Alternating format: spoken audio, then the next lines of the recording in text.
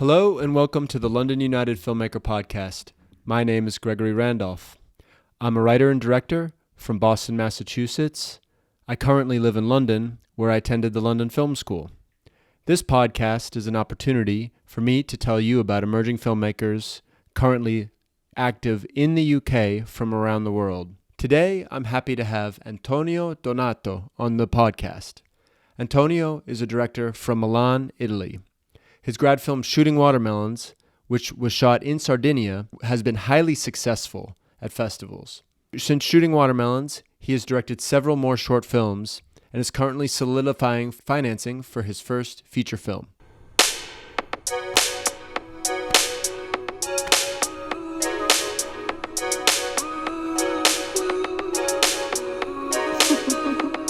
Antonio Donato, thank you so much for being on the London United Filmmaker Podcast. How are you? Man, thank you for inviting me and congratulations for your pronunciation. Yes. It's very good. Thank you. Do you have Italian heritage? A little bit. Really? Little bit. Yeah. That's for serious. I do. Oh, wow, really? Yeah, I have ancestors from Tarsonia. Torsonia. Yes. So What is Torsonia? Tarsonia is in the north. In the north? As far as I know. Yeah. Okay. Near, I believe, it's not close to Milan, but we drove through it once. It's very mountainous. So you have been there.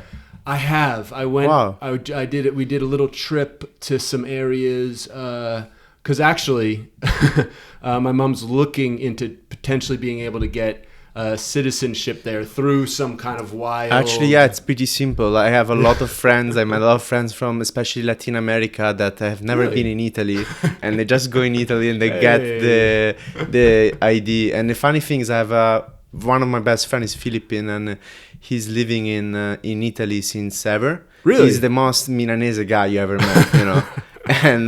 And this guy can get the ID. That's funny. Yeah, man. That's funny. And he's from. He's from, like, his family's from Philippines, but okay, you know, really? he lived the entire life in Milan, and he's the most Milanese guy ever. He's more Milanese than me. And no idea. Funny. But my friend from Argentina, he came 3 days in Italy. She has like a grand something from Italy. They give to her.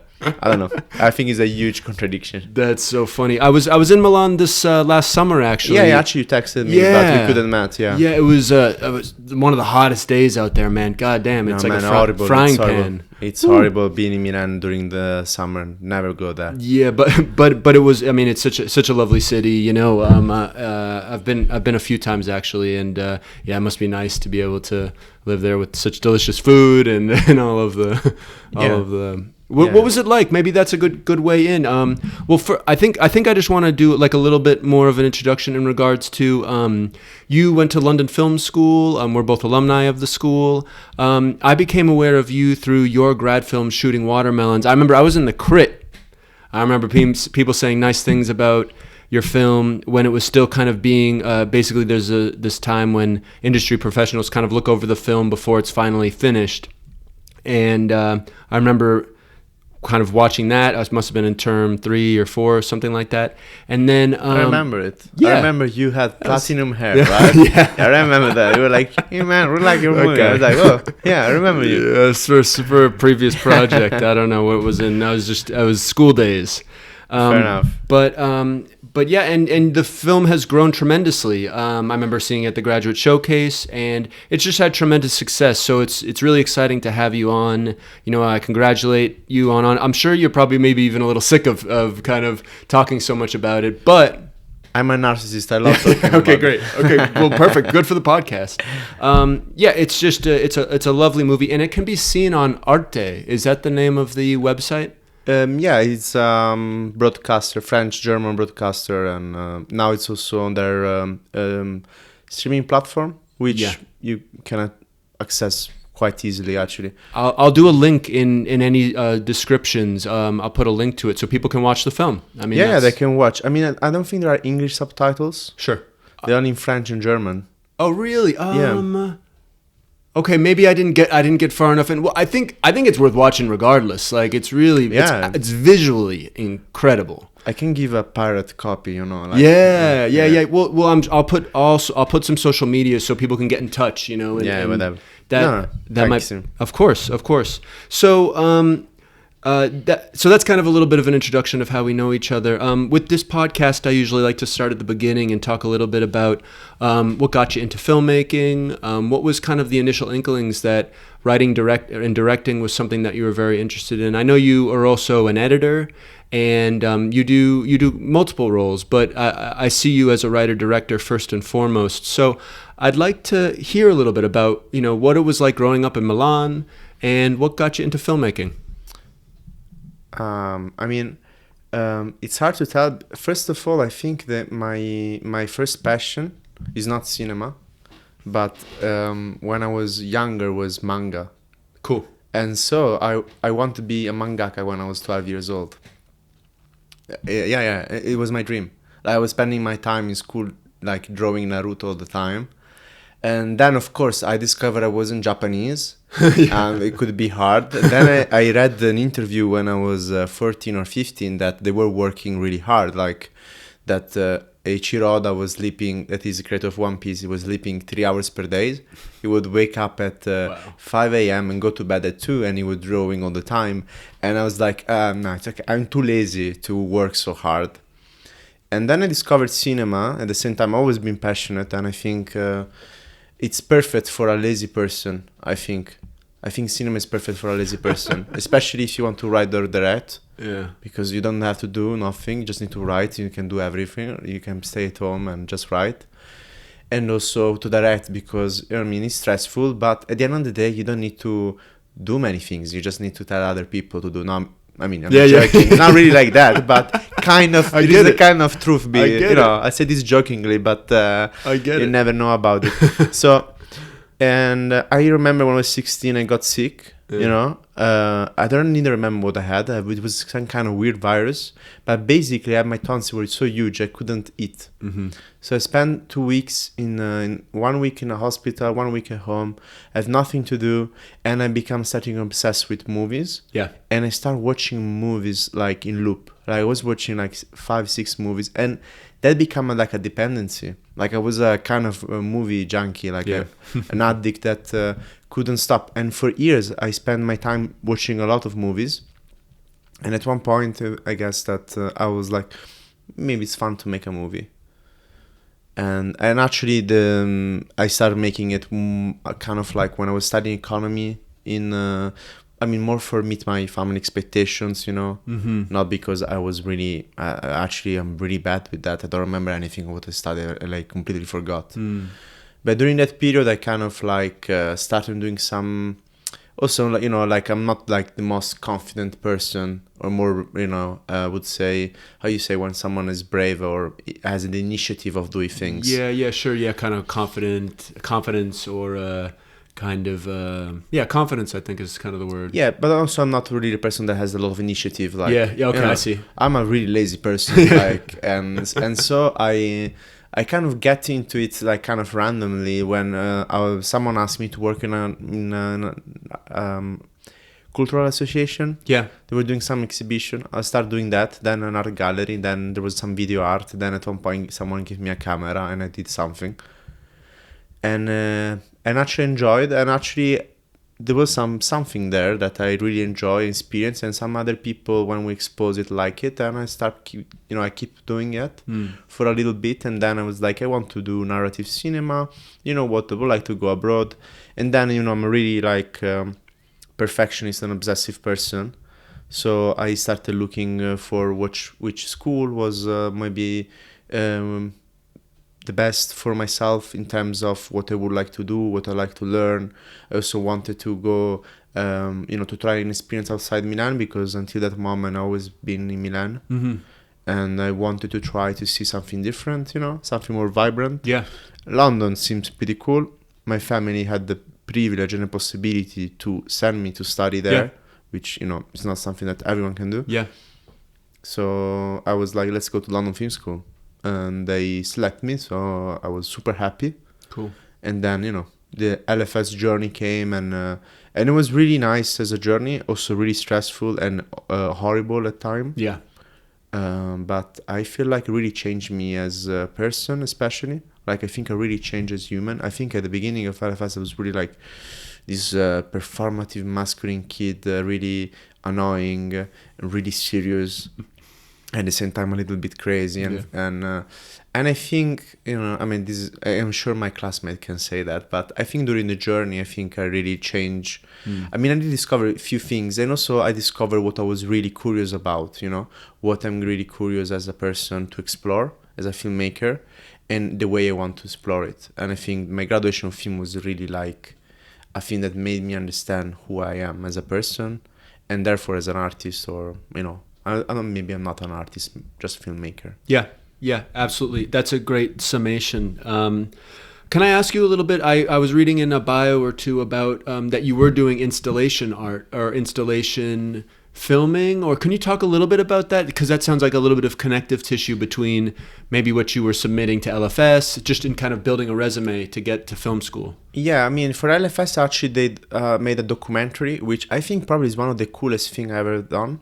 But for, they say, for some issue that I had with the people in the film, because basically it was a one-man shoot about the intimacy of a couple that I know. Okay. And I didn't have the rights, like I didn't make them sign any paper. And the film show explicit sex and really? And things like that. So I mean, we couldn't send to many festival. Actually, we didn't send to any, because it wasn't really intimate. And the people say, like, there was my friends, and they were like, first yes, and then they changed their mind. And I said, you know, cool, can I use it to enter in a film school? And that thing got me into the film school, I guess. And before, I was doing this video art installation that, I don't know if you know, Douglas Gordon is a contemporary artist, video artist, and what he uses, like, say the name again. Douglas Gordon. Douglas Gordon. So what he does is like basically using footage, cinema footage, and recontextualize in a way to, you know, explore something else. So my film, like what I did with the installation site specific, were more about this. I was, I don't know, exploring like a lot of thematics that I'm still exploring, like, in a way, like I'm still curious of the same things of like 7-8 years ago. Sure. But of course now with different perspective and maturity. But I was really exploring, like, I think, you know, violence from a really masculine perspective. Yeah. In a dominant way. I mean. Yeah. And also like how in a performative society this thing is put in place. Yeah. So I was busy. I was spending my time watching a lot of films, downloading them illegally, and cut them in a way that would recreate something different. So I don't know. One of the installation was like you worked in a kind of a tunnel, and the ground was a little bit moving, and then at the center of this installation you have a projection, where you had a lot of violent scene, really violent, that they mix and with overimpression in a way that it becomes so fast, like it starts slow, and then it becomes so fast that it becomes like an abstract experimental thing, like in a way that where the image get lost, there is no shapes, and it becomes really also annoying in a way. Yeah. And it keeps going like that, and then we'll start again in loop. I mean, I'm really proud of that. Actually, it was pretty cool. It sounds really cool. So you were assisting this artist. No, this was mine. This was my graduation. Like, it's funny because I studied economy, and they allow me to, but connected with managing art and culture.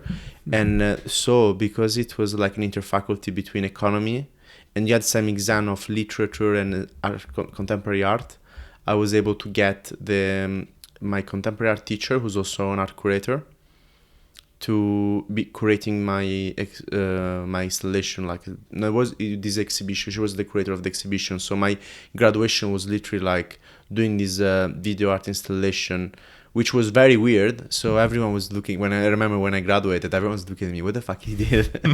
This dissertation is very weird, you know.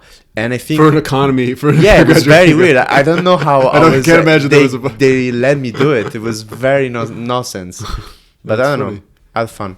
That's great. So would you say you started as an economy student, and did your kind of interest in kind of that film installation art grow while you were at school, or were you kind of it sounds like because you had this manga influence, so that sounds like something that interested you, although maybe wasn't your kind of calling or what was kind of driving you to make.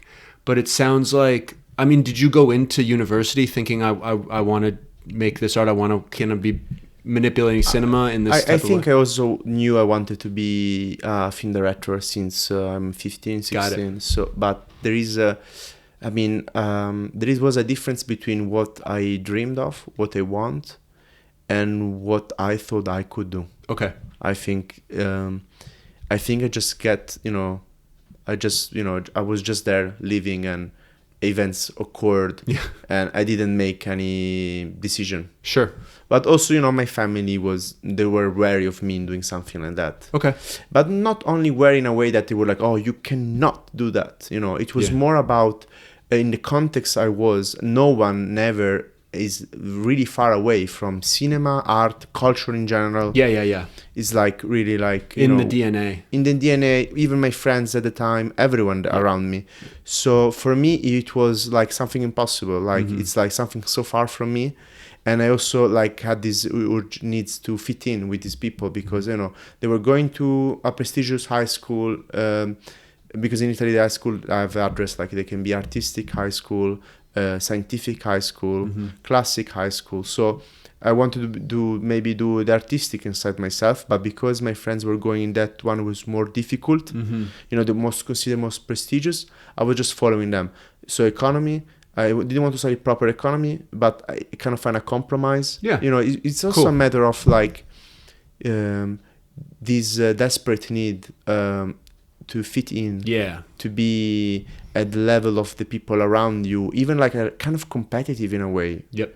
And then therefore that's something again that I'm exploring what I'm doing, this kind of performative environment where you always need to get into result or doing things in a way and being competitive to achieve happiness. That leads me, I think we're kind of getting closer to shooting watermelons. Can you talk a little bit about themes or ideas that continually are showing up in your work? I think it would be good to kind of like, if we can hear like head on, I think we've talked about it a little bit, but and also a little bit about like where do you see that going? In your because I think one thing I would like to talk a little bit about is your preparation for your feature film.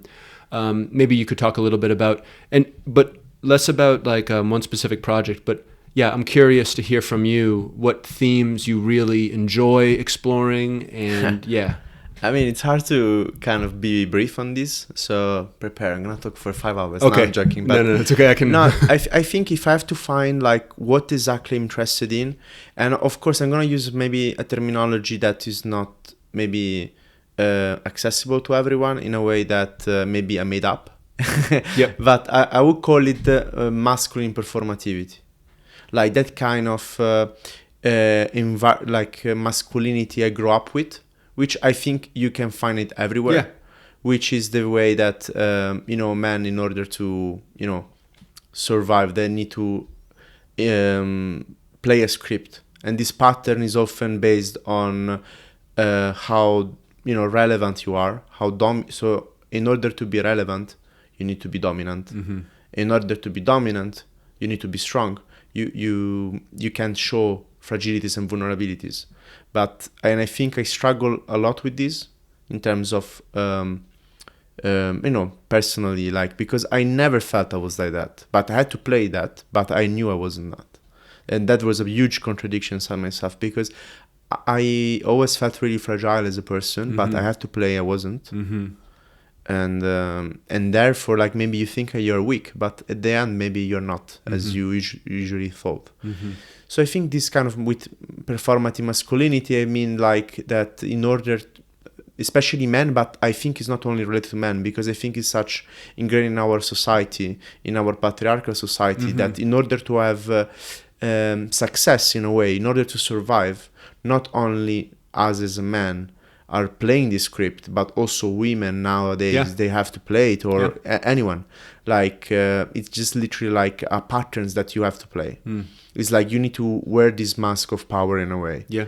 And I don't know, I think about even like if I think about, powerful female figure, like, I don't know, our prime minister in Italy, Giorgia Meloni, she's behaved like really like as a dominant man. You know, this doesn't make her a man. But what I mean is like, is a kind of behavior. Yeah. So for me, masculinity, this kind of masculinity I want to explore is more this. So it's not just related to men. So that's why also I think the film, like the short film we made, was able to connect with people, because I think it's talking about, I mean, for me it's really personal. I'm talking about something which is really mine. Yep. You know, and not only mine, of course, because I wrote it with Paolo Carbone, and also when you know, make a film, it's never yours. But because you share with so many people that touch it and make it their own. But in that case, of course, is because it's really, you're talking about something really intimate, and then that when you are really intimate, you can connect, you know? More specific you are, the more universal you can be. I mean, this is really like, I heard it many times, and it seems really cheesy, but it's true. And I think this is what really interested me, but this can be, it's so, you know, macro, and you can declinate many things. Like you can, I mean, Shooting Watermelons is about family relationship, but now I want to, like, I'm making a new short about a couple breaking up, which is not like just a normal couple. They're like an old lady and a dog, actually a phantom dog, because the dog died and come back as a form of ghost. And in this kind of like situation, like I think there is this is just how I perceive the world. Yeah. And these are the thematics, and then, you know, of course you can see in different ways. They have different paths, and I'm sure that while I grow, I would discover something new. At the moment, this is something where I would say much more of my focus is. Yeah. But also this kind of relationship where people are dependent on each other, I guess. I don't know, it's hard to say what I'm gonna be or what I'm but right now I feel like this is the core of what I did in the last 8-9 years, and what also my studies and my curiosity went when I read books about, I don't know, a performative society or a masculinity. Like, for instance, what is funny for me is that, like, I never saw myself represented in for real in the kind of like you know, arch and like what the storytelling around masculinity nowadays. You know, I don't feel really represented. Yeah. You know, because also now it's always about, you know, maybe the gender violence, the sexual orientation, which I think is a pretty fair representation, but they don't, like, it's not only that, you know. Like I it's not just about the sexual orientation and the violence. There is something more subtle at the core of it that is ingrained in our relationship with our friends, our family, you know, with our fathers, our brothers. And I think that a book and a person that like an author that really make my eyes open on that, and it's very weird because she's a black woman and wrote these books, you know, a few years ago. Like she actually passed away a few years ago, and she's Bell Hooks. Bell Hooks. Yeah, I don't know if you know her. I don't. And she's a feminist theorist, and it's incredible to see an American person with a totally different background, okay, that can speak so well about something I have inside. And I'm a white guy from Italy in 2024, and when I read this book, well, there is a book that I read a few years ago, which is very beautiful. It's called The Willing of Change. And she's incredible as a feminist because I guess that she put on the focus, and that's very dangerous when you're a feminist, because she put the focus on men. And talking about men and about how society doesn't allow them to be fragile and what are the consequences of this. And she started talking about gender violence and how the patriarchal society, by putting them always in position of power, what kind of side effect could have on them. And she was really enlightening for me. Of course, I don't know, maybe I'm not an expert. I wouldn't call myself an expert of feminism on these thematics, but in the last 8 years I've been studying a lot, not because just out of curiosity and especially for understanding myself. Yeah. Because I had some behaviors I wasn't happy about it, and they made me really feel, I guess, desperate or unhappy. And I think by reading that book and many others, for the first time, I kind of understood something of me that I couldn't before. And I think that really inspired me to make the film I want to make. Absolutely. Wow, that's so well said. I have lots of things to say about it, but I want to keep the focus on some of the things we've have written down. But that's very well said. What's the name of the book that she wrote? Bella Hooks? The Willing of Change. She wrote many books. This one is, I guess, is one of the one I like, that like is the first one I read and the first one that really like struck me. Also because she was describing a relationship with her father, with her boyfriend, and in the 80s. I'm talking about things really old, and I could really relate to. Yeah. In a way that was incredible. Yeah. Yeah. I really relate to. Like she says something at one point about her friend, a friend of her, and the first time that this friend told her about the first time that she hugged her father since they were child was when this man died. And it's such a powerful thing. And I thought, what like I could relate to that. You know, I had the same relationship with my dad, and it's peculiar that I'm not the only one. Many people have this kind of relationship. Absolutely.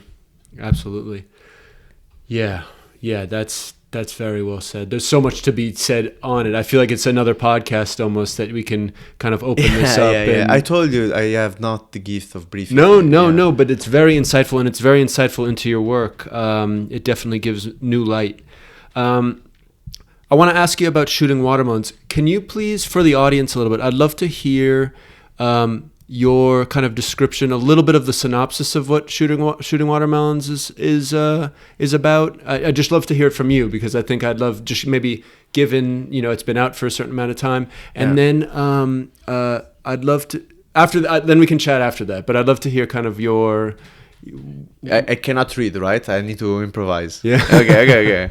No, I mean, it's a little film about this only male family vacation where basically they're the first time there without their mother, and you have this protagonist who is there with his brother and father that are really like they look like so confident, dominant, and in a way masculine, and he just like feels a fish out of water, inadequate.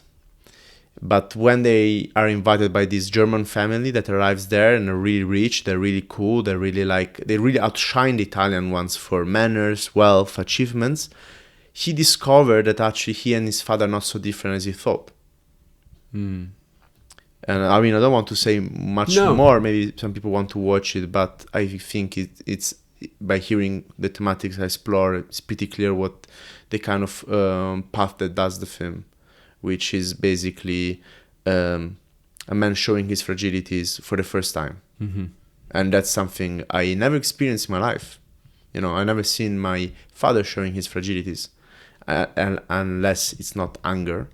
But you know what? The first time he shows his fragility, like I see him crying for the first time, it wasn't at a funeral, and I've been in many funerals with him. It was at the screening of this film. And to be honest, our relationship changed a little after that, Not that we have a better relationship, we never had a better relationship, but it's about how there is a dialogue about something now. And that's, for me, is the most beautiful achievement of the film. There is nothing else that is powerful as seeing your father, who is a military man, like really like, self-made, dominant person, seeing him crying. That was the best thing ever in my life for now. I mean, not the best thing, but one of the best. Wow. Antonio, just thank you for all of the insights so far. So my next question is, can you talk a little bit about, I would just love to hear, it's been, when did you shoot Shooting Watermelons? You know what? This summer is going to be 3 years, I think. Yeah, I was really young. I was like 25. Yeah, that's amazing. Well, so can I ask you, what do you remember about the shoot? What do you remember? You can talk whether about post-production or, pre-production, production, writing it. I just love to hear some perspectives on the film, maybe what your expectations were going into it, maybe about some of the people that you worked with on it. I know that's a lot, so I'll file in, but yeah, I'd love to hear. I mean, I can talk about the origin story of this movie, so when I was in London Film School, I went to play football, and there was a guy with a Totti shirt, a Totti t-shirt, And of course, if you have a Totti t-shirt, I know you're Italian. And I was like, oh, you're Italian. And he was like, yes. And this guy was really deadpan, and he really looked like he didn't want to be my friend and didn't want to socialize with me.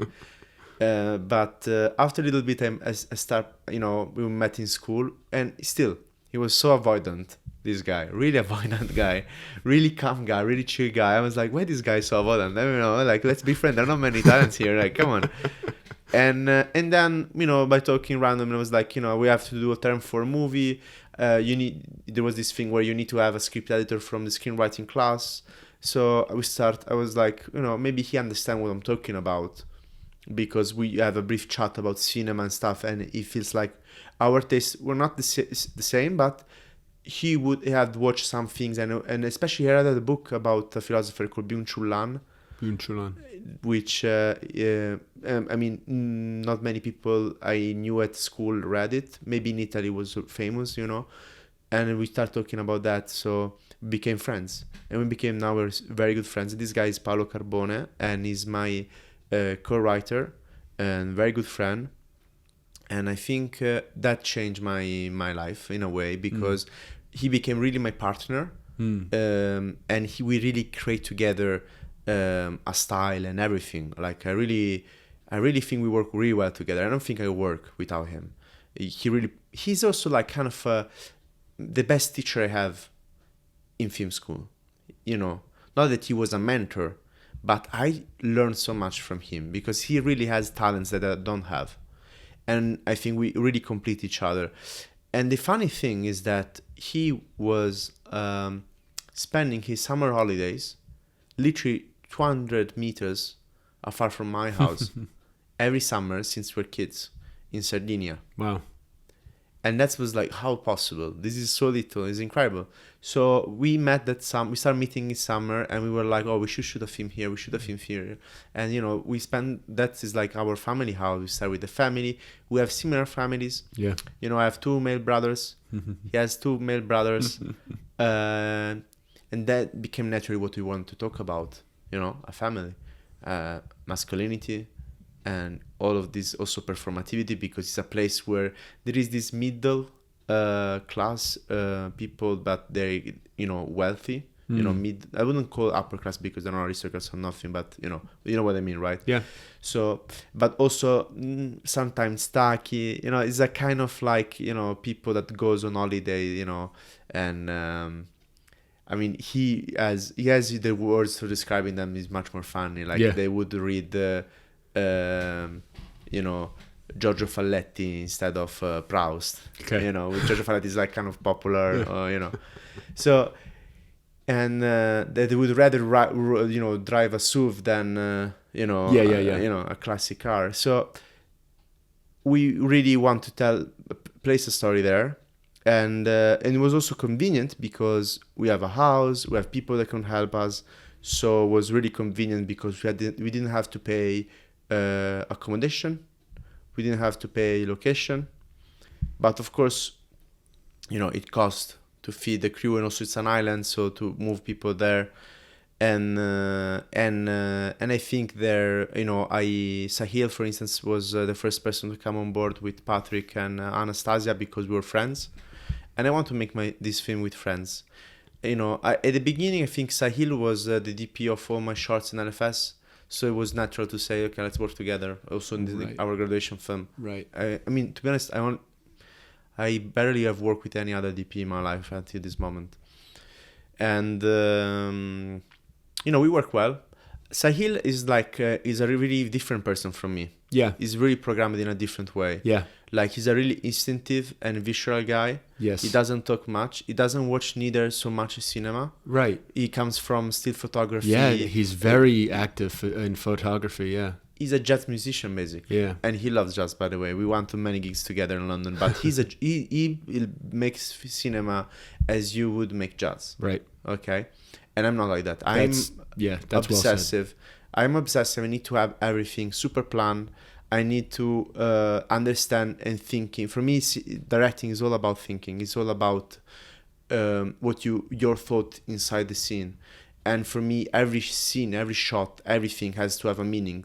and every blocking, it needs to tell something more or respect to what we're just watching and what the characters are just saying. For me, subtext is really important, and also the dynamic, and I like playing with what there is inside the scene. Like some of my favorite directors are like people that are really able to do that, play with depth of field and with this playfulness inside the frame, where there is so much more behind it, like Jacques Tati, Ruben Östlund, Antonioni. So for me, there are big references. Like that was like, for me, that's cinema. When you're watching a film and behind a frame there is a book like this about person that thought about any details, and that's what I like, because for me it will make me feel really not confident making a film where I don't know things. Of course, sometimes you know things later, and that's fine, but I need to feel confident, and to share this confidence with the crew, I need to be myself, and to be myself I need to do this. And Sahil doesn't do that, but he's very good in doing things in a way that is such a workaholic. Like he's so working really hard in a way that I spend a lot of time thinking, and I chase him, and it's like, oh, we should do this and this, and he's like, oh, please leave me alone. But then we did a lot of pre-shoots, storyboards, and he. Would you do that here in London as you were preparing? Sometimes in London, sometimes online, sometimes in Sardinia. We did some recce, of course, before the shoot. Got it, yeah. And but I think Sahil is more like a person who's really technical, and would just make sure that what I have in mind is gonna be created as the best quality possible. And I think if you watch the film, the quality is very high. But also with Anastasia, we really work on the visual language together. Like we had the three of us will always have meetings about this. We were like, it was literally like three people discussing all the time what was every frame should be. We also did the pre-shoot all together. Nice. Like we were always together thinking about, okay, what we should have, and I was trying to communicate what kind of films we want to make, and they were talking a lot between each other for everything, and so we built together visual language. We built together everything, the shots, of course I knew what I wanted, but we were always in the same room. Yep.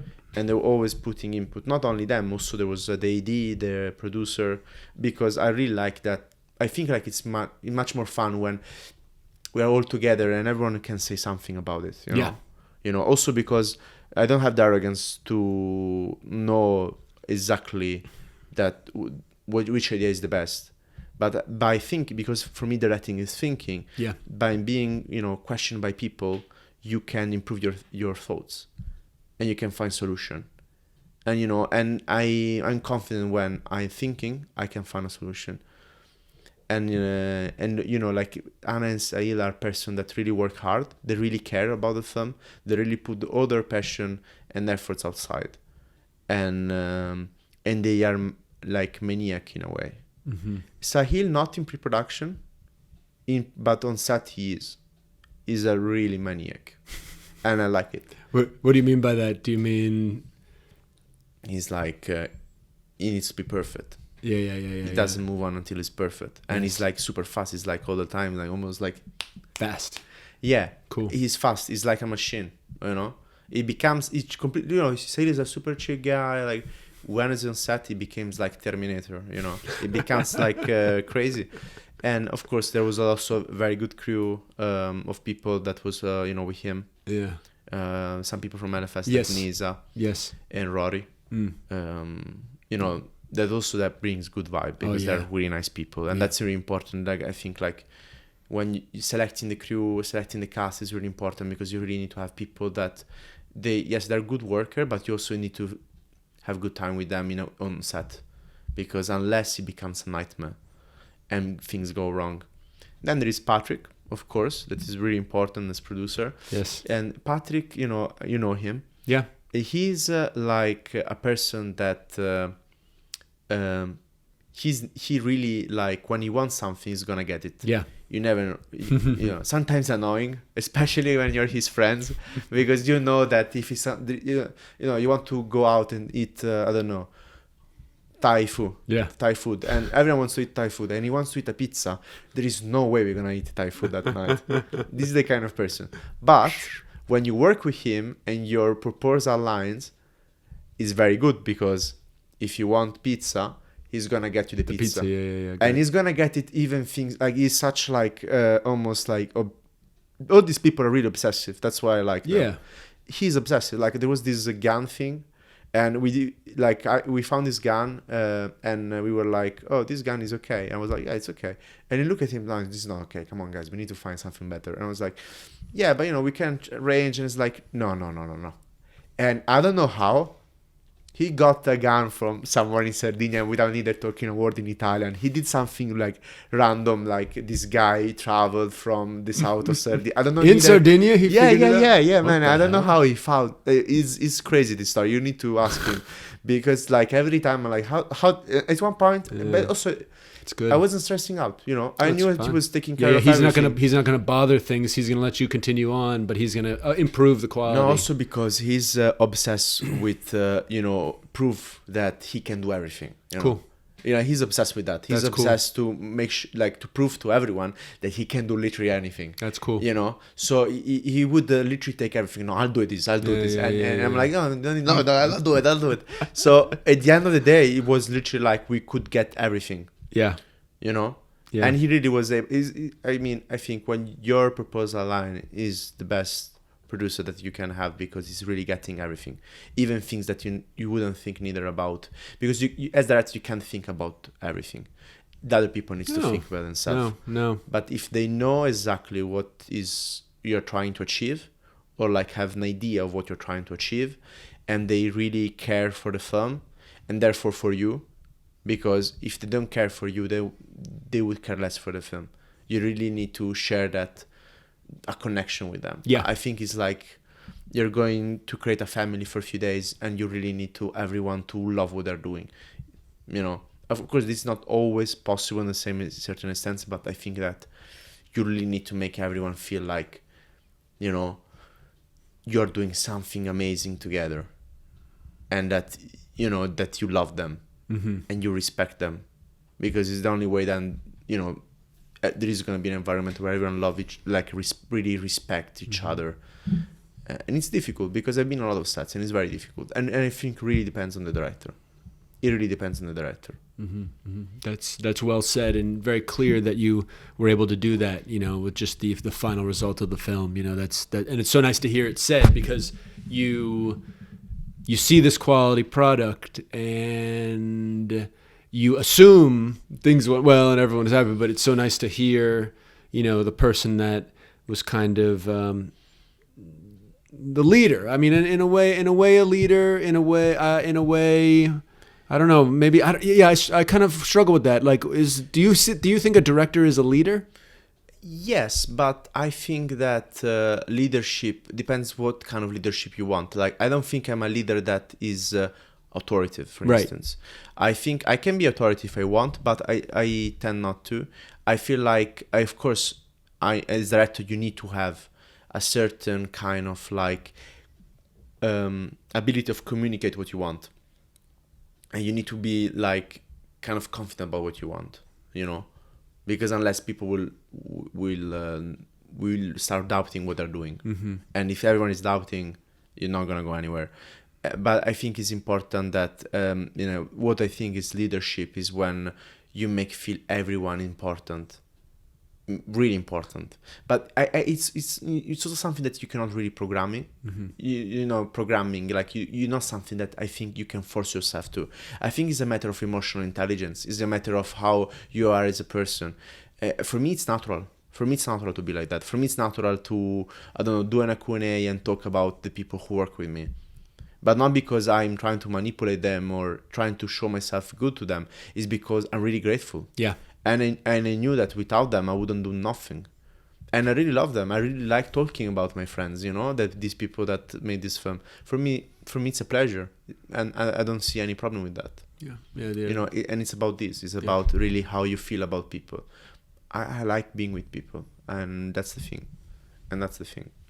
Can you talk a little bit? That's so well said, and it's so nice to hear you say those things about some of these people that I know so well, and I know do such great work. And I just feel like it was it's that work is so emboldened in this film you guys made, and it's just it makes everyone shine in such a nice way, Yes, I think so. And also I think like for instance Anastasia, I was worried about her, to be honest, because she was much younger than us. Yeah.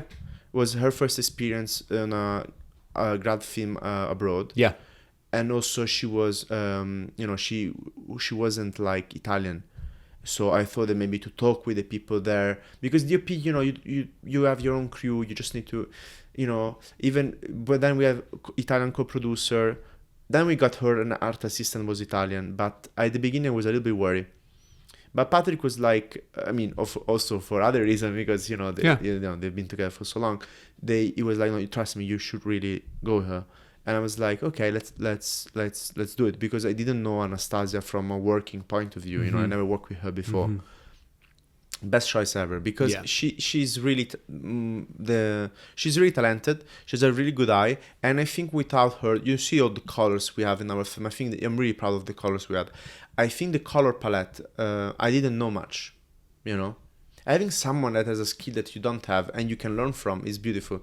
She really put out the colors. Even I mean, Saila has a lot of great, he pick up the lenses. I trust him a lot with all the decisions. I really trust the crew with their decision, And but even in Color Gate, we brought Anastasia because she has an eye that we didn't have, And she really did something really special about it, because I think one of the most beautiful things I love about the film is like how warm it is, how much expressful it is. I for the longest time I thought you guys shot film. And then so I was like, "Oh yes, you shot film." And so I was like, "What?" I mean, we also had a good grader, Alex Grigoris. Yes. Yeah, I'm gonna have him on the podcast actually. But yeah, I have to say it's one of the best looking movies. Like just locate, you guys just nailed it. That Italian sun in Sardinia, and Anna's production design and Sahil's eye to things.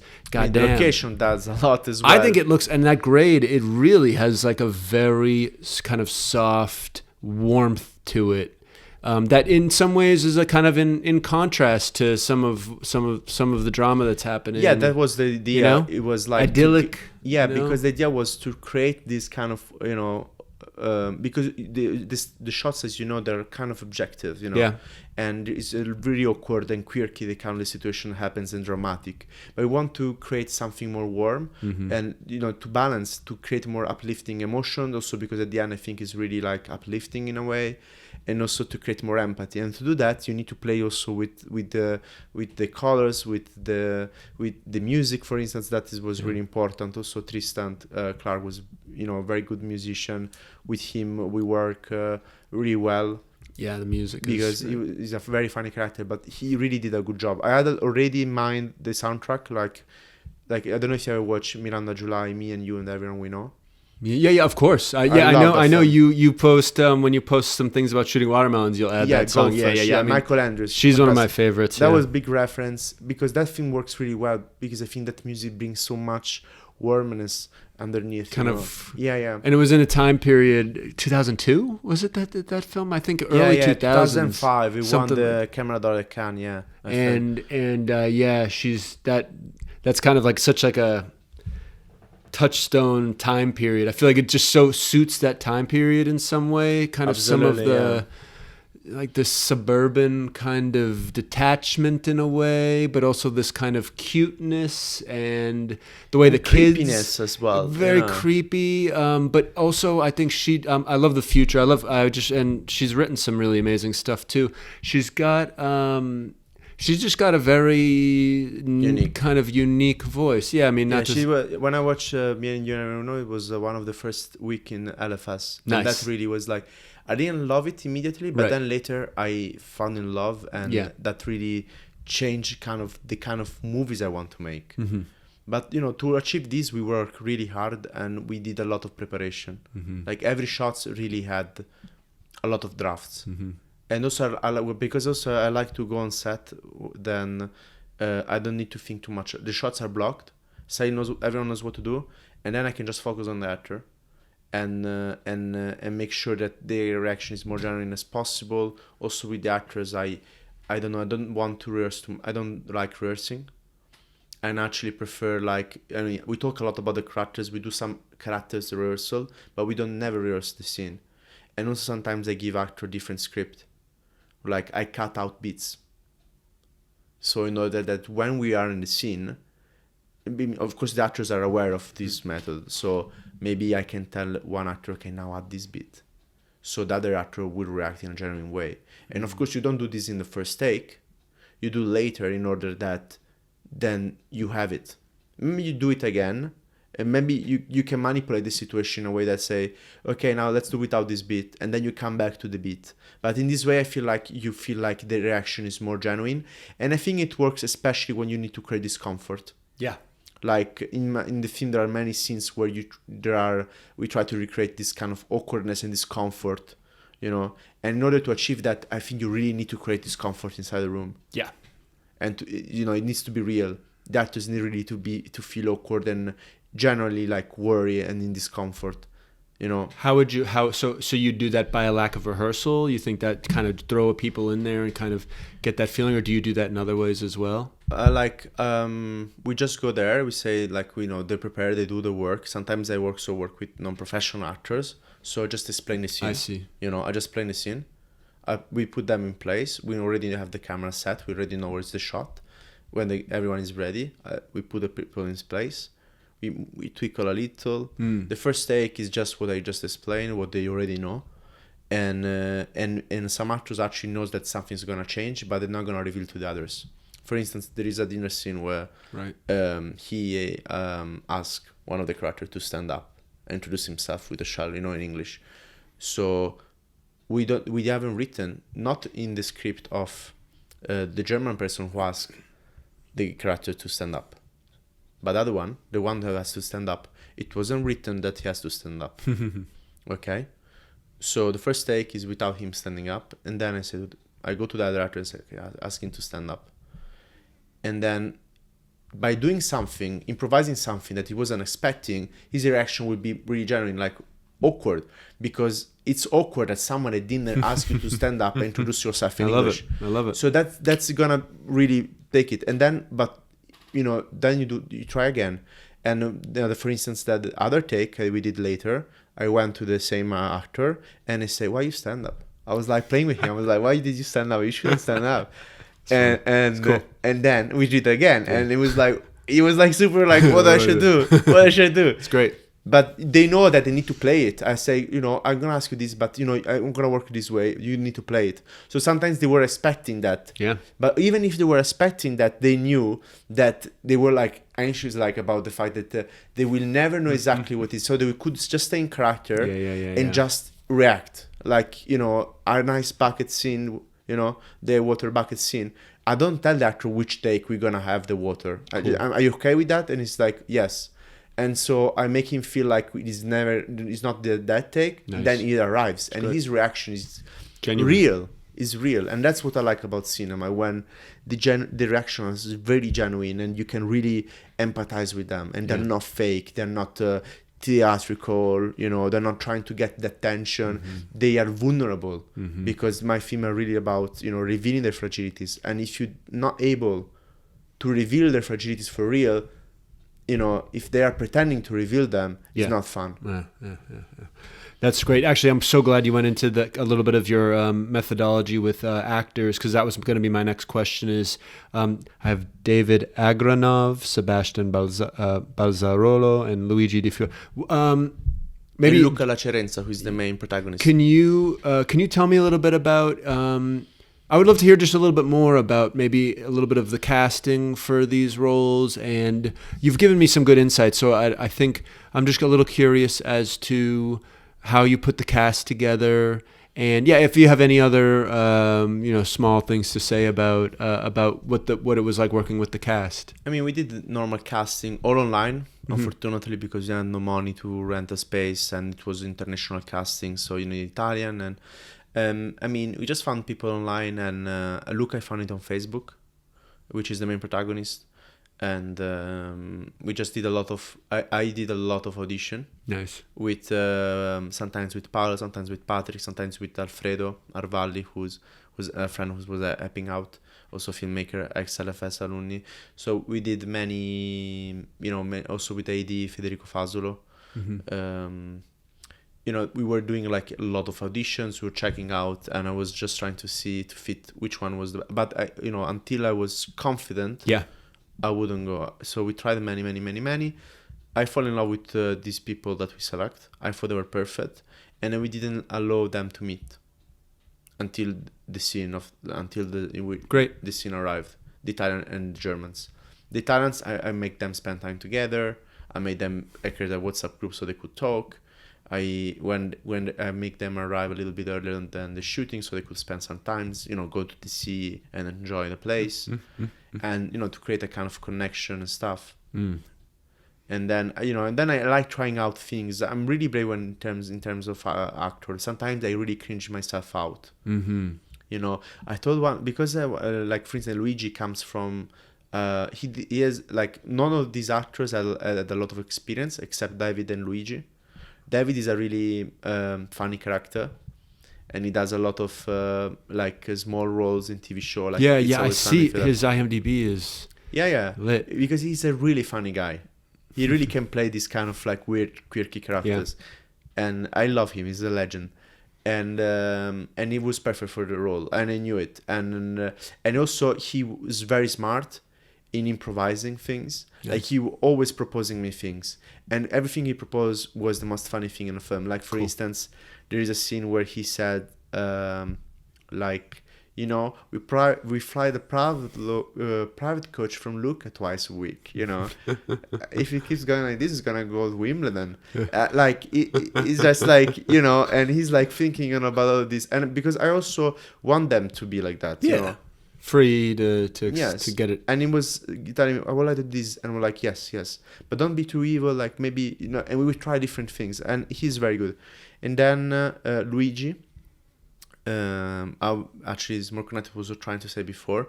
Sometimes I cringe myself out with Arthur because I try different things. I'm not afraid. You cringe yourself out? You mean kind of like what do you mean by that? Embarrassing myself. Like really? I'll try to do everything. I don't know how my mind works, but for instance, Luigi comes. He has a lot of experience. Probably is the most experienced actor on set. He made a lot of different kind of films, but he became kind of famous in Italy. Famous is not really famous, but it's kind of popular because for soap opera. Do you know the Australian soap opera Negbird? I can't say I do. Yeah, no. Better for you. But it's like there is an Italian translation. It's called Un posto al sole. So he comes from a soap opera background. So you know that the acting there is different from the kind of acting I wanted. So to transform I like him because he was always trying to be charming. As every old school actor, they're always trying to be, cool and nice. They have this beautiful voice. They have they know how to talk, and sometimes it feels like performing. Sure. So that's why I thought it was perfect for the character. But at the same time, I need him to be more, macho. So I was like, there is this in the film. There is this island in front of the island, which is triangular and really like I think dominant in a way. So I was like telling him, Luigi, you are like the island, Cool. You are rocks. Your body is made of rocks. Your body is heavy. And in this way, I mean, I tried out. Honestly, I have no idea what I was doing. But I thought it was a good idea. It's great. And actually it worked. Because his body physicality changed because he felt more heavy. And by feeling more heavy, he felt more strong. And by feeling more strong, he was able to be more authoritative with the other actors. And it's something like sometimes you need to try out things, even if they are embarrassing yourself in front of people. You should just be brave and just do it. Yeah. And sometimes it works, sometimes it doesn't. Yeah. But I think actor trusts you if they see that you're really trying to help them in all your disparate ways. You're really trying to help them, and I think really appreciate it. And he was trusting me, and it works because there was this trust relationship. That's fantastic. I feel like I'm learning a lot. I'm learning a lot here. This is really, really, it's very interesting to hear kind of how you prepare and the types of things that you're, how you're kind of delivering or kind of formulating, your communication with the actors. It's really interesting to hear. So yeah, Antonio, I'd like to talk a little bit about, after graduating London Film School, what your experiences have been. You can just give us a little bit of an insight, because you're currently working on developing your feature film and looking for funding for it. But I'd like to kind of hear about, between graduating and that, the types of things you've been working on and the struggles you've had, the successes you've had. After film school, I have to say it was really hard because, of course, I was waiting my short film to have a world premiere. And, it takes time because the rejection are so many. And sometimes also, I don't know, we were shortlisted in very huge festival, like in Semaine de la Critique in Cannes, in Berlinale Generation, we were preselected in Venice Orizzonti. So we always felt like we were going to get there, and then we didn't. And it was really also because it was first time dealing with something, and that I felt personally kind of lost. I was like really worried about my future, and also in the meanwhile I was looking for a job, which is very hard, and because I want to be a director, but I need to do something else. So to be honest, it was really hard. The months before the world premiere of the short, I had really difficult moments and self-doubting moments. And in the meanwhile, I was really desperate trying to find a jobs. I worked time by time on film sets. I had the opportunity, and I had to work on a graduation film for free because it's at least I do some experience. I don't stay. I'm not still. I can move. I can learn. I can do things. So I was trying just to get whatever I had. I also worked part-time for an agency to get some money. I was literally desperate to do everything. Then, luckily, this is, it's a privilege because it's hard to get into festivals.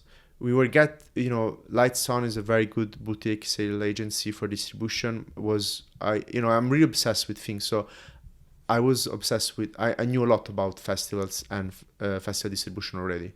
And I learned much more in these years. But I love every aspect of a film, by making it to even distributing it. So I was like, with them, I was really happy to work with Flavio Armone, because he's for me, he's a legend. He's literally like a legend. Everyone I talk about, I say, my film is with Lights On. It means already a lot. Okay. Everyone knows him because he's such a great professional. The best I work with. He's a great guy. And great distributor, and he has such amazing taste. And by just being with him, I think he really helped our film getting out. And the film went in many festivals, more than 50, and on broadcaster in Italy, France, Germany. I have Nevada City Film Festival, Best Cinematography. These are just a few, I'm sure, of the awards. Figare Film Festival, RAI Cinema Award, Madeira Film Festival, and it's just been. That's why it's like. It's really had tremendous success, across the board. Yeah, we went to many BAFTA, Oscar qualifying festival, and also we got the Grand Prix at Brest. We won also more than 10 awards. It's good. I mean, we didn't get into super A-list. Maybe Shanghai, that's amazing. And El Guna, they're considered A-list in their own. But in Europe, Prague, Schaerbeek, Vivari. We did Huesca in Spain. We did very good festivals.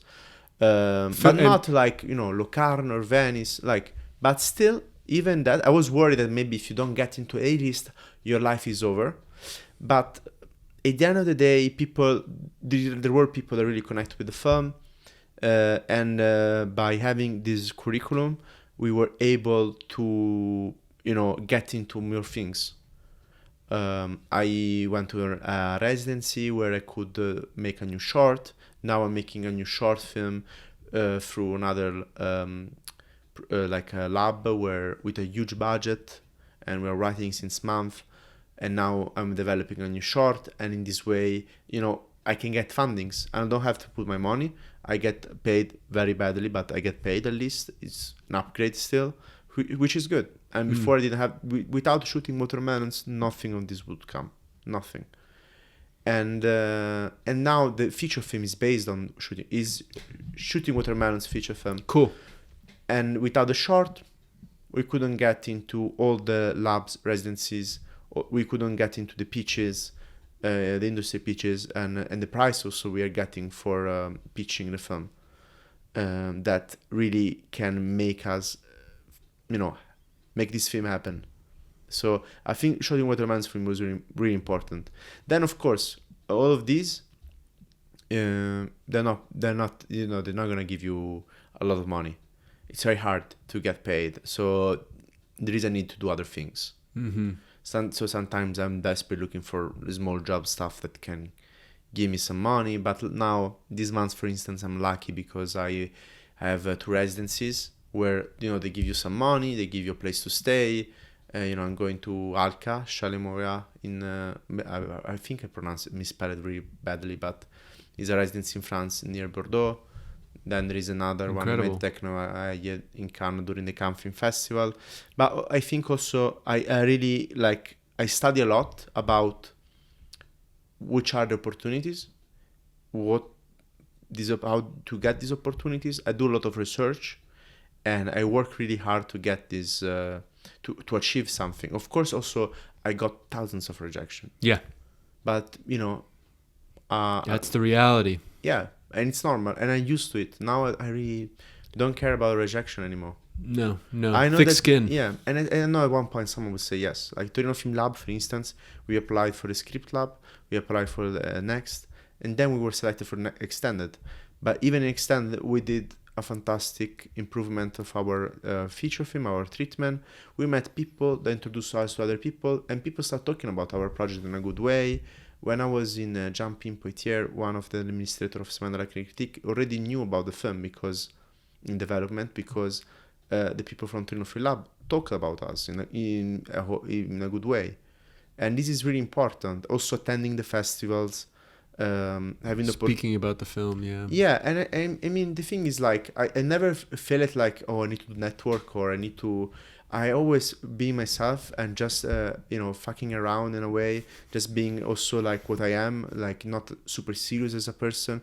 At the end of the day, I'm just talking about something I really love, and I'm talking about cinema. I love cinema, and I'm not anxious about talking cinema, especially when they're my film, because it's something, it's mine. Maybe of course there is some anxiety in certain instances when you have to pitch in front of 200 producer that in Rome we had to pitch in front of all the industry in Rome during the market. Of course I was anxious. I remember the day before I tried to talk, and I could barely do my pitch. My rehearsal was horrible. I felt really bad. Then the day after I went really well. They gave us a prize, and I think it's just a matter of learning and doing this thing. But it's really fun. I really enjoy it. Of course, economically wise, it's a little bit struggling. Yeah. But also I think my family is helping me out in a way. I imagine. You talked about your father shedding a tear watching Shooting Watermelons for the first time, and you said that had a change in the relationship. But I wonder, after seeing your family, after seeing this work, they must be well, yeah, this is clearly something that you should pursue. Yeah, absolutely. I mean, how can you deny it at absolutely, that point, right? Absolutely. Yeah, this is what happened. It's kind of not like a coming of age thing, but it's kind of it's maybe a turning of the mind, a bit of a change of the mind, in regards to, I don't know, it's difficult for family, I think any emerging filmmaker can attest to. Yeah, especially if they not part of this world. Yeah, and a family wanting to almost protect you, to say, listen, this is the chances of this working out are so slim. We want to make sure that this doesn't, affect, how you continue to, go along in your life and things like that, and yeah, I think it sounds like your family watching that film and just the success it has, you know, it must free things up in a kind of, you know what I mean, close to these people that are close to your heart and that raised you, you know, it changes that dynamic. I would hope. Much more supportive now for sure, and also I feel like you know, what is fun is that some festival, some programmers, some people become like your supporters. You know, like in France, for instance, Poitiers Film Festival really became really important for my career. It's becoming really important for my career because they selected my short film, they selected my feature film in development to pitch.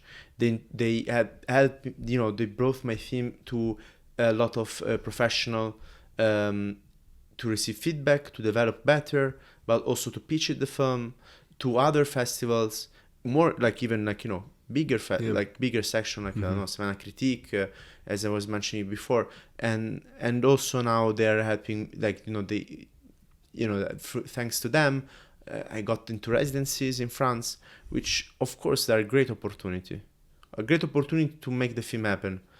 Of course, I mean, the thing is about the feature is that it seems like such a long road. Yeah. I'm developing this film since already more than a year. And, you know, we're still like at a step one, you know, in a certain way. Like, it's a banding together, and yeah, these festivals do become your family, I think, in a way as well. You know, they really will push you along and give you these connections that, because I think when the film is successful, you know, I like to think like all boats rise, you know, that the film festival will, you know, it's you come with the idea and they come with some of the connections and things that can happen, and together you can work together to. They love the film. The thing is that they love the film. They care about it. Also, I think they care also as me as a person, because I really like had fun with them, like with the festival. The people that were in the festival, there was also, I don't know, other filmmakers. Like also that fun thing of traveling to this festival, that you meet so many talented filmmakers, and you see a lot of friends from LFS. You know, like you go to festival and Poitiers, for instance, there was Markella Contour with Scorched Earth, which is an amazing short film. And I think that's like also really fun experience to meet people with their own ideas. That's like it's a dream come true. Yeah. The problem is that they don't have any money for you to survive. But I think that everything else is so wonderful that, you know, it's a privilege. It is a real privilege. And this festival that push your career are really important. Of course, this is my, you know, don't want to say that without them you wouldn't, you know, make a film in the future. I think everyone has their own path. Yeah. And this is my path, you know, like I don't know how it's gonna be, but I think that for me at the moment, I'm working in this way, and it's kind of working out in a way. Like for me, I'm just going through this festival, this lab, these residencies. I'm trying to work as much as possible. I'm trying to direct at least a short film per year. Because I miss directing every time. So if it was for me, I would direct every day, almost every day of my life, you know. So I think that's just the path that I'm building now for myself, and it's working for me. So because I'm scared that sometimes people think, okay, maybe this is working, we should all do this, but no, I think it's just what is working for me doesn't mean that works for other people. Well, Antonio, I mean. In my eyes, I know you'll have continued success and you'll be able to get this feature made. And, you know, I hope to be able to help you maybe in some way down the line and work together at some point. But I just want to say thank you so much for being here today and speaking with me and just sharing some of your experiences directing, making Shoot at Watermelons, and just the things that have coming up. You know, it's not often we get to sit down and chat, and I feel like I have such a much better idea of, you know, just everything that's going on with you, and just thank you so much. Thank you. Oh man, thank you very much. I love talking. I feel like I don't appear too arrogant, but you know, like it's weird when you say success. It's I wouldn't call it success. It's just like the possibility to share something that you really care about, you know. No, this is so fake humble. Yeah, I know. Is there anything else you want to chat about? Is there anything in your mind that you think we didn't cover? I just want to... I mean, I don't know if you're curious about something in specific, even if you don't want to put in the podcast, but just, No, I really think that really sums everything up. This was I think we got a nice, like, an hour, 15 minutes. Perfect. No, thank you so much. Oh, thank you, man.